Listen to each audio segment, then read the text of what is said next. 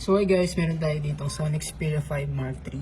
And so meron lang siyang minimal sign of usage. Minimal sign of usage lang naman po siya, no? Type-C charging port na din siya guys, ha? So charge lang natin kasi low bat. Tapos kung napapansin kayo sa camera niya, ano lang yun guys, naka-plastic pa yan, no? So pwede mo tanggalin yan kasi naka-plastic lang naman yan, cover lang yan guys. So makinis yung camera niyan.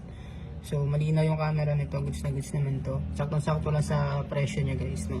So Sony Xperia 5 Mark III. Ito guys, regular price namin is 9,500. Ito ibibigay ko na lang sa inyo ito ng 8,900. Sony Xperia 5 Mark III na po to for only 8,900 guys. 8128GB na Snapdragon chipset guys. Naka OLED display.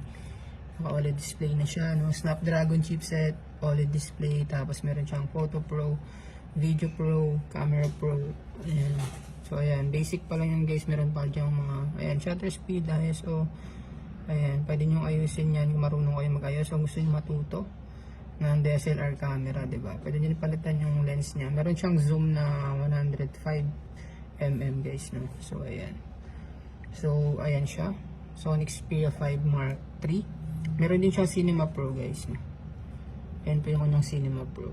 So ayan pa, mga settings pa dyan na iba na pwede nyong ayusin. So ayan, so single SIM lang to guys, at meron siyang lagayan ng SD card, 'di ba? So kapag kulang yung storage nyo, pwede nyo siyang bilhan ng SD card. Ayan. 'Di ba? So pang DSLR talaga kasi may SD card siya, 'di ba? So ayan, 5 Mark III for only 8,900 pesos. 89 guys, 'di ba? So message na lang kayo sa page kung gusto niyo to.